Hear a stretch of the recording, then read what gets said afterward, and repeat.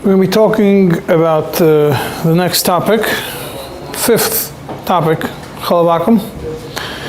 You had a shiur on Thursday already from Rabbi Hamnik on the topic. I'm going to be talking also about the topic from a different angle. Some things might be repeated.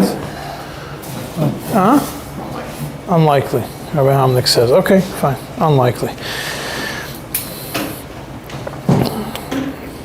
One of the isurim that Chachamim made was the isur of Chalav. Milk which was milked without a yid watching the milking is asur. There's a discussion whether the isur is because of a chashash, the isur is tzaddik zera. Shulchan Aruch clearly states the isur is because of Shema Irev Boy Chalav Tamei. Maybe some terefa milk was mixed in with the kosher milk, and that's why you have to have Chalav Yisrael. And all the halachas in the first seif in Shulchan Aruch are connected to this specific question, whether the milk is, whether there's a chashash of Chalav Tamei or not. He says if there's if a guy is milking but there's a yid sitting outside, then it depends. If this farm has no non-kosher animals that you could milk from, so then it's mutter. And if there is non-kosher animals that you could milk from, then the yid has to be sitting, if he sits outside, he has to be in a place that if he stands up, there will be he will be able to see what's going on. Why is that? It says the guy knows that Chalav Tamei is asur, so the first point is the guy has to know that Chalav Tamei is asur, and therefore, mirtas, he's scared. And he's not going to do anything that's going to cause the yid, he's not going to do anything that's going to cause him to lose his job. Mirtas, he's scared. This yisoid of mirtas is important. The yisoid of if he doesn't have anything tamei in his farm is important, and the yisoid of the reason for it is because maybe he mixed chalav tamei is also important. These are three yisoids. Based on that, you have tshuvas and discussions when it is mutter. The Ramah says lachatchila, you're supposed to be there from the beginning of the milking. And you also have to check the buckets where the milk is put to make sure that there's no terefa milk in there. You have to look in the bucket before you start milking. You have to do the chatchila from the beginning of the milking. Now, just to point out, one of the things that when he said that if the yid could see, the yid could see, it's also good that Taz points out the same thing applies to Yetzev Nichnas. Yetzev Nichnas is the same as Yid could potentially stand up. Yetzev Nichnas also creates this scenario of mirtas. Right? So back to the Ramah, he says that the Chatchila you have to be there from the beginning. The Shach says that this Chatchila applies even if the guy does not have any non-kosher animals on the farm. The Ramah concludes, "But the Eved ein lochel shekol zeh." Right, and it seems to imply in lochel shekol zeh whether there is a trefa animals in the farm. There isn't. The Taz completely disagrees with it and says even if there's no dover tamei, and if the yid does not see the beginning of the milking, it's asur even b'di'evet. Now, what happens if it's in the yid's house, yid's farm, and from the yid's house to the farm there is no goyisha house in between that blocks the view, then it's fine. So it's also mutter to allow your workers to milk the milks. What's the reason for it? Same reason as mirtas. He's going to be scared. Same thing a cotton. If a cotton is a mashgiach, it's also mutter for the same reason of mirtas. Cotton Taz and Shach both say has been 9 years old, but the idea is still the idea of mirtas.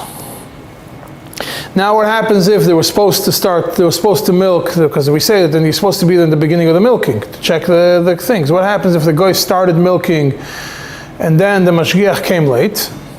Also, it's mutter the Rama says because it's not common to have behemoth tmeis that you milk for milk. And the Rama says another two important points here. First of all, chalav akum makes your kelim asur. And second of all, once the milk is categorized as chalav akum, which is asur, you can't save it and convert it to any kosher products. Into cheese, yeah. The Lashon the Ramah, that's the end of Sif Aleph is Cholav Shevet Kechavim Shenesra Eini Molim Yasachach Gvinos Oichemo Mimeno Nisheres Beisura V'chol Mesh Nase Mimeno Asur. Then you have the next point is about cheese. The cheese that's made by a goy is asur because of a chashash that they are maimed in treife ranet, which is the shiur that you heard already before Shavuos. And the third sif is about chema, about butter. That butter, that if the minhag of the mokim, the roiv anshi mokim is to be mekel, and chema of goyim made from chalav you are allowed to. But if the majority have a minhag to be machmer, then you can't change. You can't change the minhag. There is a pri chodosh sifkat and vav on the first halach in Shulchan Aruch regarding the milk. He first tells the yesod that the isur of chalav akum is not a gzeira without any reason. Yeah? It's clear that the reason for it is because of Shema Irev Chalav Tamei. But when it comes to cheese and it comes to butter, when it comes to cheese, I mean, not butter, when it comes to cheese, that's not because of, even though there's the chashash of Amida Bekevas Nevela, that's not the reason. That became Asr, completely B'minyan. And he concludes, the main point of the Pri Chodosh is his conclusion at the end, where he says, a klal ha'oile, that's how it starts, in the end of the Pri Chodosh, Sifkat and Vav, there's like bolded, and the one I gave you is bolded where it starts, at the end of Sifkat and Vav, it says, a klal ha'oile, and he says that if you have a city which has absolutely no non-kosher animals, or the kosher milk or the treifa milk is significantly more expensive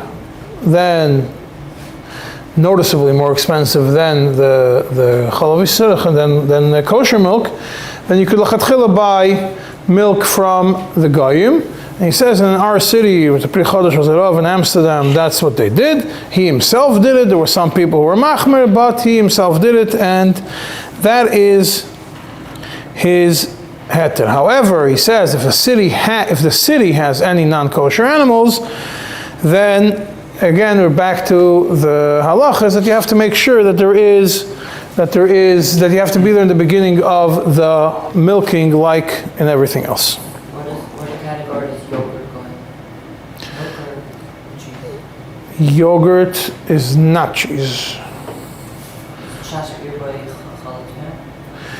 If you're talking about yogurt, we'll go off topic for a second. Yogurt, there's no chashash of Erev by keva. You can't compare it to gvina. But we'll get to later. Today with technology you can make anything out of anything. And it happens to be that I did check factories where they make yogurts, and they put gelatin in it, in some yogurt products. So, it's not chalav akum, it's the same, it goes into a shaila whether it depends on the if it's asur, because if once it becomes asur whatever you make out of it, or maybe loy gozru on products. That's what we're going to get to later. The Hatzvi is a mahalach that loy gozru on anything which is not mentioned. There's no gzeira on future products after the milk. This Pri Chodosh is mentioned in the Tzemach Tzedek.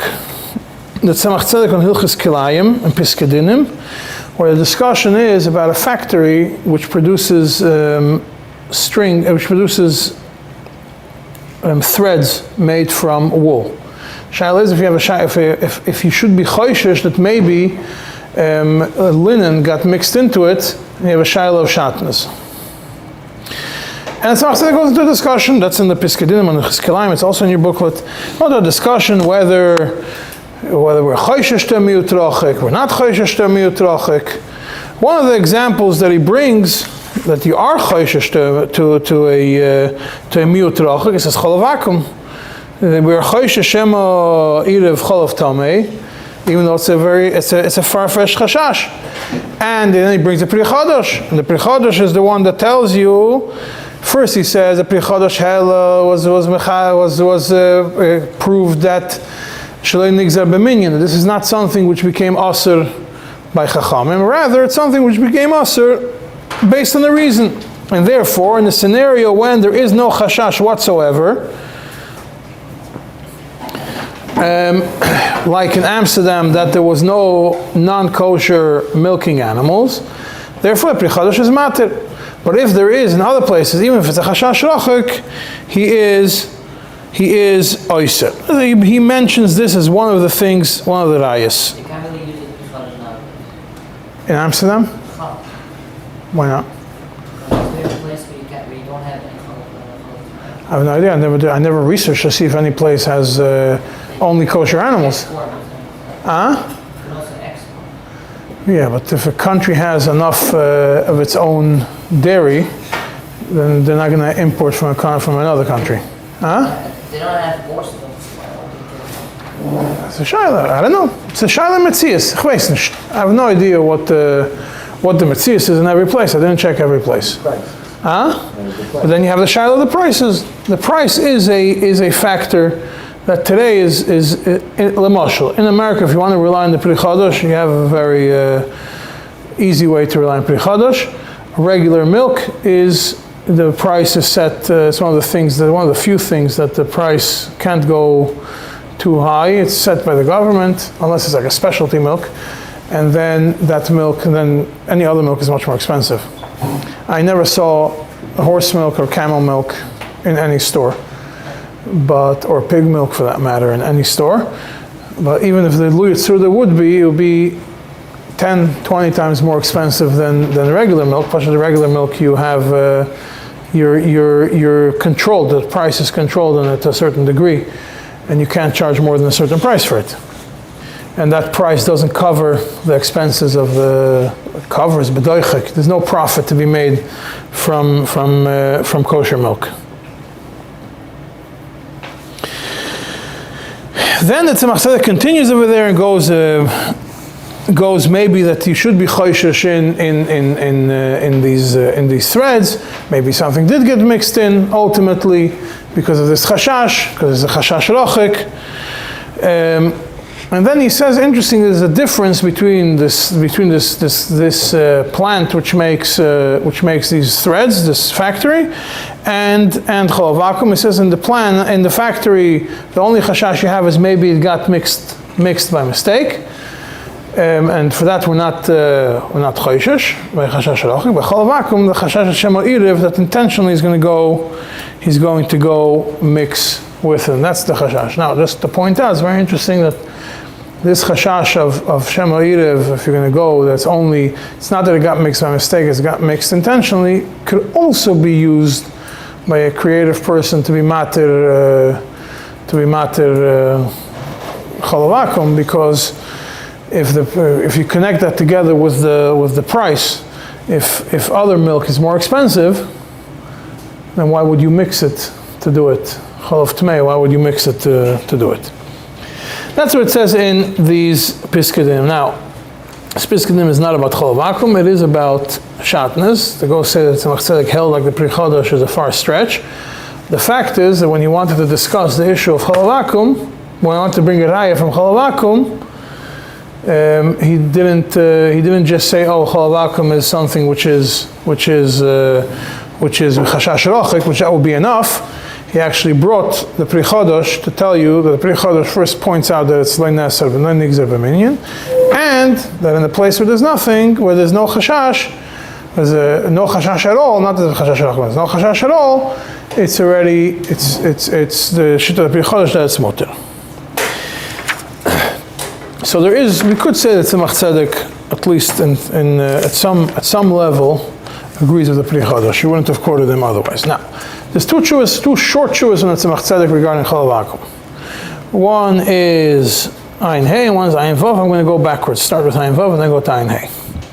Siman Ayin Vav is a tshuva to the B'Aizl Homlir, and it's from Chol HaMoyed Sukkos Tov Kuf Pei. Why is it important to know the date? First of all, if you write a tshuva in Chol HaMoyed, it means it's an emergency. And second of all, you read the story, then you know when it happened. So the story was somebody left for Yom Tov, left his guy to take care of the cows, and the shvachas take care of the cows, and they milked the cows. They can't leave the cows for 3 days without it. Came back, there's milk, and now he gets to know what could he do with it. Shvachas b'veis Yisrael, but he's not there, right? So this probably happened the first 2 days of Sukkot, if the tshuva was written on Chol HaMoed Sukkos. The milk will go bad. Something, is that? Yeah. He came back. He says he left them. He says he left. La'avdil shivchos einim Yehudim sheyachlivam bekelim akshenim shel Yisrael. Ve'asa kein shayosover shemutar la'asas kein. He thought it's mutar. Ilun Shulchan Aruch misunderstood the point. Didn't realize that the Shulchan Aruch is talking about when the Yid is there, the mirtas, or maybe he thought that there's mirtas even when he's out of town. So he did it. The question is what to do about it. If the shvachas are there for a long time, they already know exactly who's going to do. They know he's definitely not coming back for the first 2 days. No, they don't know how long he's gone for. They knew he's not coming back for 2 days. If they know Yom Tov, then he's not coming back for 2 days. Since we're bringing that out about knowing when he comes back. So Yotze V'Nichnas only works, just a side note, when the guy does not know when to expect you. I heard from a certain Rav Machshir, not in a certain place, he had a hechsher on Cholav Yisrael together with another Rav. They had a hechsher on a factory that's owned by somebody who's gehalten vaarlov. And they didn't have one place where they get the milk from. Today it's very hard to get enough milk for a commercial from one farm. No farm has, a lot of farms don't have that many cows that you could do it. So they collect from a bunch of farms in the area. And they had one mashgiach, and he would go Yotze V'Nichnas to each place. But this Yotze V'Nichnas, the Goyim already knew his schedule. So the Rav came to one place, asked, where's the Jew? Oh, he's coming at 8:15. Went to the next place. He followed this track, but he started ahead of him. Oh, when is the guy coming? When's the Mashgiach coming? Oh, the Jew, he's coming at 8:30. And they're already starting to milk before, because they can't wait. The Yotze V'Nichnas was on a schedule, so it's half of Ganesh. You could do whatever they want before. Yotze V'Nichnas only works if they don't know when to expect you. Now, Yotze V'Nichnas, interestingly, also works. Let's say you missed one farm. Yotze V'Nichnas is still, the mirtas is still there. Yeah, it's important to point out. The mirtas is still there because he might come in the beginning. The only issue you have is if he wasn't there in the beginning to check the kelim. It's a different child. If you could rely on it. You could say it's maybe a little bit of it is bottle on the bottom if there wasn't anything from before. If they're scared, they know they have to wash it. Today with sanitary regulations, they have to make sure to properly, there's cleaning procedures that are done to make sure that it's completely clean before any milk goes in. So you don't really have that much of a chashash. You have a chashash of cholav akum being there. You don't have a chashash of cholav tmeya being there. They don't, not from the day before. So this story, so he right away took off his hechsher from this place. He had a Yotze V'Nichnas, but the Yotze V'Nichnas wasn't the Yotze V'Nichnas, it was a scheduled Yotze V'Nichnas, so that doesn't help anything. So the Tzemach Tzedek over here says that the cheese and the butter, you could be mater b'di'evid. So the l'chatchila you can't allow to milk, to allow that l'chatchila the guy should milk when the yid is not there. However, if they make cheese or butter out of it, it can be mater b'di'evid. And the milk was done before on Yom Tov, but they're making cheese and butter now. The yid can't drink the milk, but he can make cheese and butter out of it. And in parentheses, it points something very interesting. Even though it's not matzui at all in Russia to have, or in this place, in this country, to have behemoth tmeis, and some Rishonim and Acharim are very makel in such a scenario.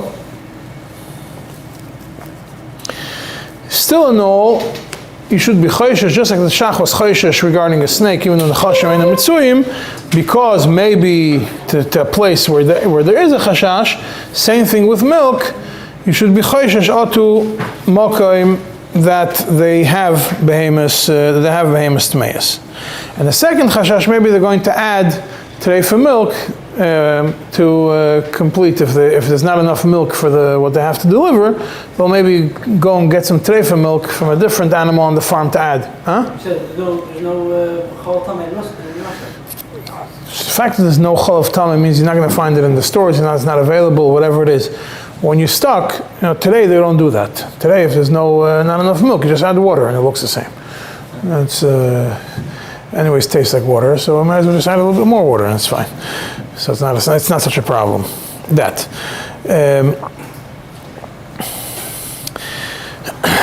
But then we see over here, there's two reasons that the Tzemach Tzedek gives.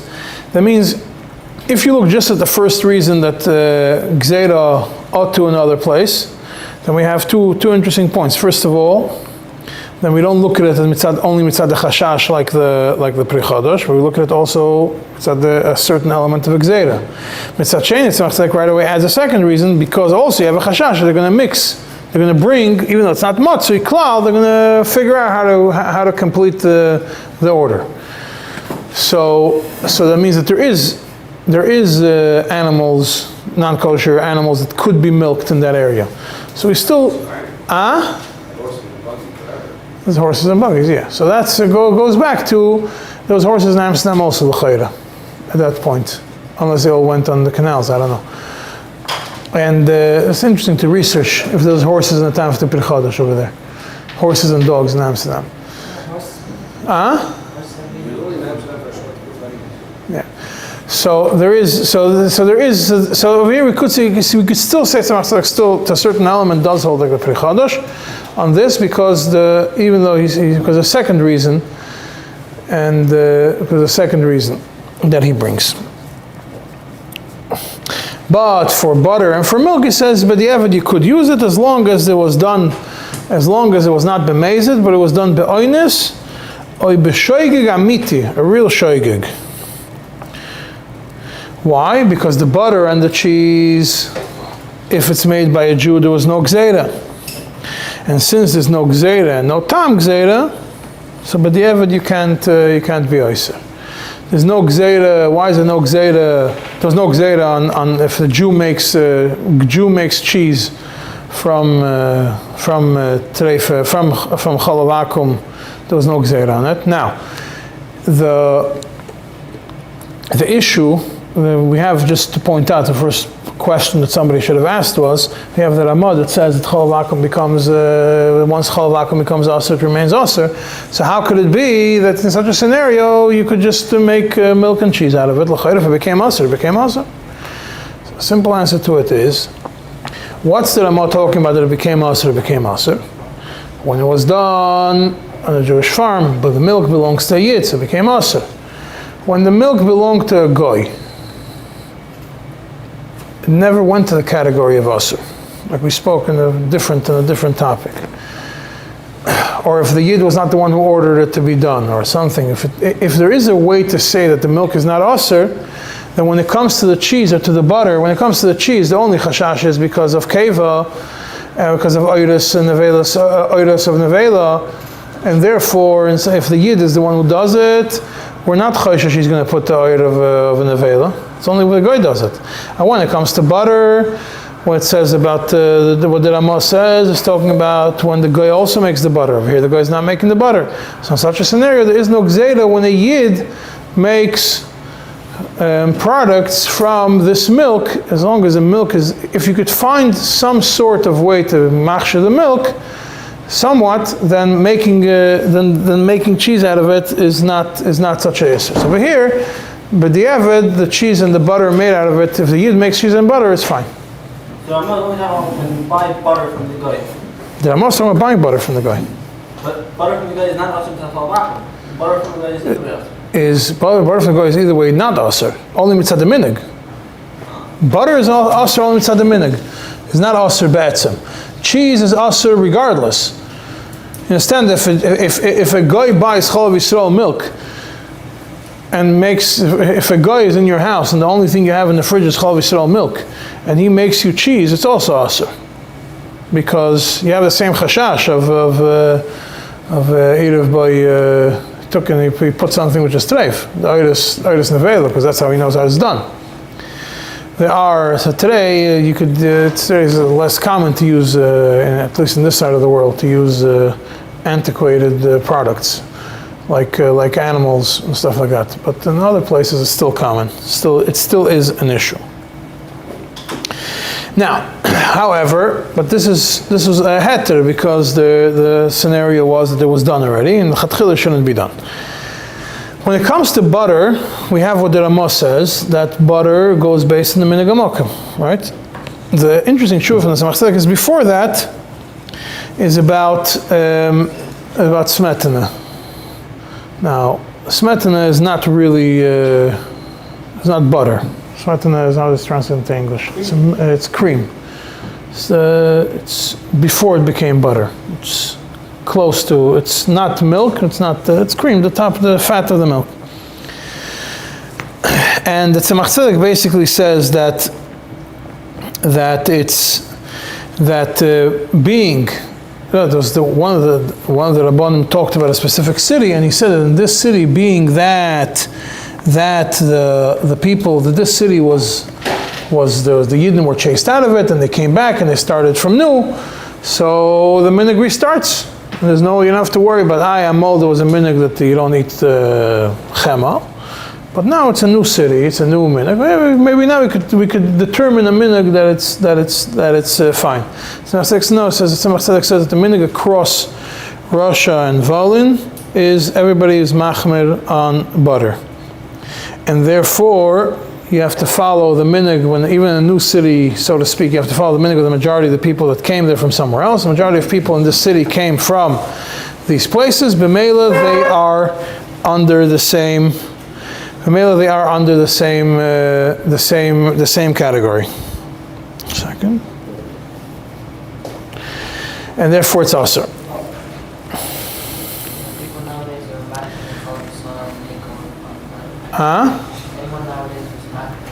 Today, whoever's makpid on Chol is makpid on butter also. We'll get to it soon. Now, one of the interesting things I pointed out in this booklet, I gave you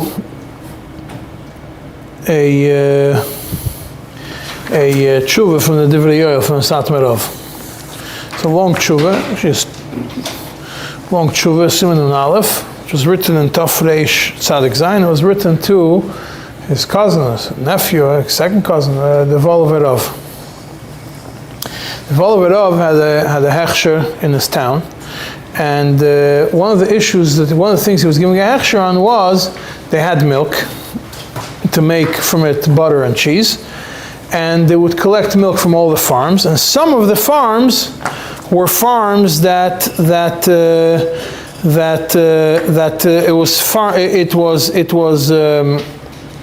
it was Yiddish farms, but the Goyim would be the one milking the cows, and the Yid would not be on place to see it. Rather, it was in the Jews' farm, but there was no Goyish house in between. So there's a shtickle heter for it. However, being that there are certain people in this town who are machmer or makpid, he's worried if he's going to write kosher on this butter, these guys are going to eat it, and it's as if he's lying to them. He's fooling them. They're expecting something which is kosher, and they rely on him. And then they realize that there's some kulas that are being used. So first he says, lying doesn't apply over here. Why? You write kosher. Kosher is kosher. This is kosher. Shulchan Aruch is kosher.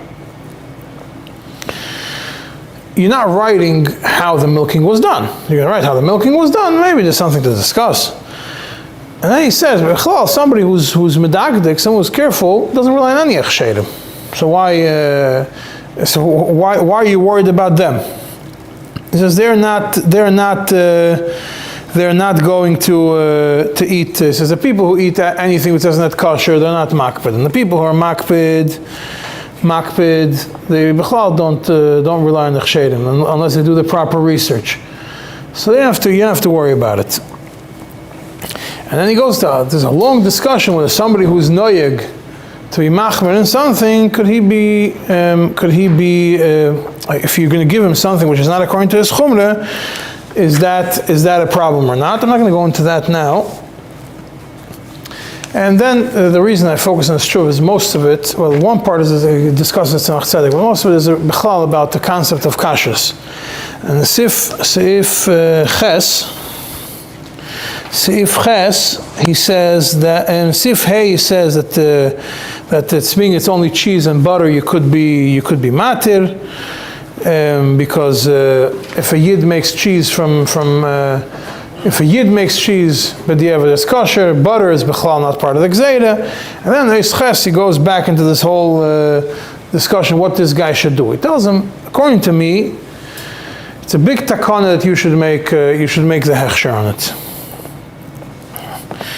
Why? Because there's a big mechshelis today, points out in the brackets, Bechlal, just to point out, it tells you that today that there's a lot of pritzis, the ne'emanas that's discussed is now, you need the special ne'emanas. You can't rely on stam cheskas kashrus, you have to have yoidim u'makirim oisoy, shu yish ne'eman v'odem kosher, points that out. Now that's, if you remember, it's an Alter Rebbe Bechlal says that as a starting point. Alter Rebbe goes based on the shit of the Rambam. But he says because of the scenario you have to rely on it. And he says, and even the people that rely on kashrus, or that do go and rely on a specific seller, they don't know who the seller is relying on. The seller is collecting milk from a bunch of places. That's where he makes his products from it. And then some places, how do they get the mashgiach? They say they can't afford to hire Yirei Shemayim. It's too expensive for the business. So they hire some bum. The words that he uses is Soichim lehem as a nar reiko poiches, a bum that's going to be there during the milking. Yeah, today because the kashrus he can't afford the restaurant can't afford to hire they can't afford to hire somebody, so they hire the bums. So he says, so you're buying it from the guy, but you don't know who he's relying on. He's relying on some bum, and then you have a problem. And nobody knows about this. So therefore, if you're able to make the kashrus properly, do the kashrus properly. And he also concludes along the same line. He says, Kolel shel dover, at the end of the tshuva, he says, well, then he says, L'daiti, whoever is really careful in kashrus, they don't rely bichlal on any hechsher. All the chshedim are potentially for big mechshelis. They could get fooled, the mashgichim could get fooled, and if you're going to rely on them, rely on the business people who sell for them. The only thing that matters is hefsed merubah and mekach memker. It's all about how much they're going to lose out of it. And he says, whoever relies on kashrus, he only needs is all he cares about is it should be kosher, according to Allah. So it's kosher. You don't have to rely about this, about that. And he concludes, you shouldn't be worried about giving a hechsher, because otherwise you're saving. It's better they should eat something which is kosher al pi halacha, from they should go and buy from people where it's bechal safek, maybe it's kosher at all or not. He says, but what the minhag is, he's writing Tofet Tzadik Zayin, the Chshem writes mehadim and mehadim, that don't write, because that's ein lasses b'shum hechsher. He says kosher is enough. Don't write mehadim and mehadim. Now, in this tshuva, he brings that Tzemach Tzedek, and he says that Tzemach Tzedek was mekatzer in this tshuva, and obviously, what the scenario that we're talking about, that Tzemach Tzedek had to find the heter. To do it is because the cows were obviously, there was either they were in the farm of a guy, or there was a goysha house separating. There was some reason why not, because if there was no goysha house between them, it would have been kosher without a problem. He says, I have a question on the tshuva, but that's enough to rely on it for this. Now, I personally don't understand. For me, it was easier to understand the way Tzemach Tzedek wrote it. Tzemach Tzedek says, if he's not there, it's a shaila of mirtas. there's no more shadow. For me, it looks like when it's Tzedek, the reason why he was noted to be, was looking for a machmir, and now had to find a heter is because even if it's in a Yid's property, if a Yid is not there, Bechlal, and not expecting him, the Shaila of Mirtas. According to what the Divrei explains is that there wasn't the Shaila of Mirtas, it's much of the practical issue, that there was in a farm, the Shulchan Aruch wouldn't be matter. Now that is generally the yesodus of this. Now, today, when it comes to Cholovakum, there are, we'll call it three different, there's two main shittas, three main shittas. Igros Moshe, okay, we have the Pri Chodesh, which is hard to, you have to know the Metzias. There's Igros Moshe, Moshe Feinstein invented an interesting heter. And he says, being that the government is there and the government inspects the farms, so you have the concept of mirtas. They're worried that the government is going to give them a fine, or the government is going to shut them down if they mix treifa milk into it. But mainly because you have the issue of mirtas, for that it's enough as a raya. The lashon that he uses is a yediyah brura that there's not going to be anything. It's like a raya. And being you don't even need the Pri Chodesh for it. It's enough to rely on that. And that's why he's matir and he repeats it in a place. He says Yireh Shamayim, obviously someone who's medaktek should not rely on it, but otherwise you could rely on it. That's the Moshe's shitta. And that's what the Chsherim in America rely on today. Here's the Rav in America. In Eretz Yisrael, Moshe wasn't the Pesach. The first one who discusses this was the Har Tzvi, Pesach Frank, the Rav in Yerushalayim. He has also put the tshuva over there. He's not matir cholovakum. He discusses cholovakum powder. Now then he comes with a interesting mahalach. He says that the milk became aser because of a chashash. Milk products are not part of the Gzeira. They not become part of the Gzeira. Why is that? Cheese is aser because of maybe they're going to use skins of treif animals. Butter is not aser, only b'makom shenagu, mitzad minig. So cheese has its own Gzeira. Butter, mitzad minig. So what's aser? Only milk. Anything which gets produced from milk is not aser. So therefore, it's not part of the Gzeira. So milk powder is not considered part of the Gzeira of Cholovakum. You don't have to worry about it. Why don't you have the reason of He goes, get to it in a second. He does discuss it. He says, by butter, the reason why we're makel is because milk doesn't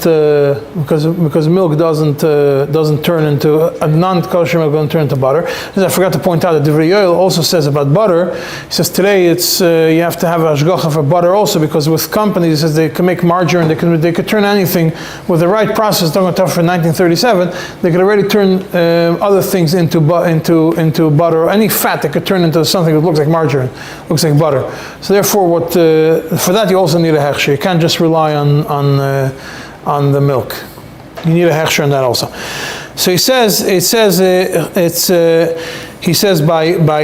by powder. He says you could say technically you could dry even treifa milk, because how is milk turned into powder? There's machines with hot air today, and you spray the hot milk onto it. It's a big hot tube, and it evaporates when it hits it as a liquid, it evaporates the water, and then powder remains from the heat with hot air and everything. Powder remains. They could do to any liquid. He says on that you don't have to be choishish. Why? Svek sveika. First suffix, maybe there's nothing tummy in it, and second suffix, if there's something tummy, maybe there's a mute. So he says, okay, so then why don't you use a svek for regular milk? Why are you only doing it for powder milk? He says, no, regular milk is a gzeira. Chamim or geyser. By milk powder, it's not part of the gzeira. So it's not part of the gzeira. We go back to the regular kashrus rules. You have a svek, you're good to go. And he says, in the next shuvah, he says, the chol of tam is b'chal not shchiach. Now, this logic that of svek and that treifa milk you could send treifa milk is not common and powder milk is not a problem. Chazon Ish took the exact opposite approach and said that milk, regular milk, there is mirtas. Milk powder, you can't be mater because you can't compare it. He says by cheese and by butter. The reason why there is it's not part of the gzeda if chalavakim that became into cheese by yid or butter is because the reality is you could the other ones don't coagulate, don't turn into something solid. But powder you can make from anything, so you still have the chashash of the isur. You could dry anything with milk powder, but regular milk you could rely on. Anything also today just because of this law. Of what? You could make it. So yeah, if you could figure out how to make it, then yeah, it's awesome. Huh? Like a meshvanshin? Huh? Yeah, like a meshvanshin, not like the Hatzri. Well, he wrote before the meshvanshin. And it's a stroll that Rabbanu doesn't accept chalavakum, only chalavakum powder. They accepted it as that.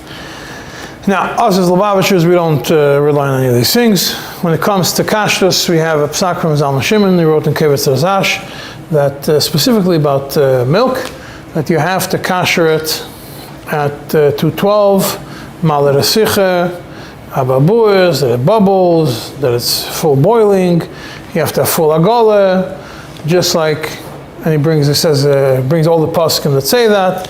He says that Alter Rebbe also passes that in the Chis Pesach, what Hagolah is defined as, and anybody who goes against the Alter Rebbe by us is Torah B'Dvar Mishneh. B'Meila you need 212, it means 100 degrees Celsius, 212 Fahrenheit for proper Hagolah. Practically today, how do they kasher it? So if in certain places, smaller farms, if they don't work on Sundays, they milk on Sundays and they just keep the milk in vats, and then on Mondays they start they process it. So you have so you have 24 hours me'isleis and from the last cheese processing, which could have been done on Friday or on Shabbos, until Monday when you do the next cheese processing. In places which work in America, a lot of places work the whole time. So you don't have me'isleis time frame. All you have is just that. So you have to be poigim. So poigim is a shaylev. Poigim isur l'chatchila is the same as mevatel isur l'chatchila. And it seems clear from there are enough rishonim which hold that there are some rishonim which hold that poigim isur l'chatchila is mutter. There's a mashmos from the Taz that it's aser. I'm not going to go into it now. I don't have enough time. But that's what they rely on in Chalav Yisrael. They poigim and then they do a proper kashering. So when you're dealing with Chalav Yisrael, so if you want to be fully machmer, you do me'isleis, kasher it properly. Now, what you have to kasher, this is discussing practical. You have to check with the milk. Today nobody's milking into buckets. It goes into pipes. From all the cows into pipes into a storage tank. The storage tank gets poured into a truck. The truck brings it to the factory, which pours in another tank, and from there it gets pasteurized and bottled. So you have to check the pipes, clean the pipes that feed it. So you just have to be there and make sure they do the cleaning process. That they clean the vats, they clean the container where all the milk is stored. Huh? They clean up 218? You don't have to clean it too. It's milk. The milk is not. It's Yatzalezbe, but it's Suffolk Yatzalezbe, but it's not Risech. It's probably not Yatzalezbe. By the time it goes out, it's not Yatzalezbe. And it just goes through the pipes. You have to make sure that's clean. You have to check the vats where it is. So you have to check the vats first to make sure there's nothing there. And then from the vats it gets poured into a truck. You have to make sure the truck was cleaned. Now, not always is the truck going to be, the mashgiach can't ride with the truck to the thing. He has to go to another farm or whatever it is. So you have to put 2 simonim on you have to put a simon that can't be broken on the truck, on the lock, so you know that it can't be drained until you come to the factory. When you come to the factory, you first have to check the pipes from where they feed it, from the truck to the vats, or from the vats to the pasteurizing. Once it gets to pasteurizing, that does get hot to 170, 160, 170, 140, depending what kind of pasteurization they do. Usually 160, 170. And you have to do koshering. Now, the pasteurizing starts in the machine, that's where it gets boiled, and it gets cooled very fast. When you kosher, you could look at the machine, the water in the main vat could be 212. But you also have to use a temperature gun to see the end of the pipe, because over there, it's going to come out at 190, 180, before it hits the place where it gets cooled fast. So you have to, when you do it koshering, you have to continue raising it until you see that the water, when it hits the furthest point, it's 212 over there also, because all that has to be, the whole line has to be koshered. So you have to be very careful when you do it. You're going to end up on shlichus and do it. You're going to make sure it's properly done. So now you go on shlichus and you have to have a kashrus agency. You're not allowed to give kashrus to chalav vakum, because for us it's not kosher. Now there is for us that's not kosher. You can't give a hechsher to something which is chalav vakum.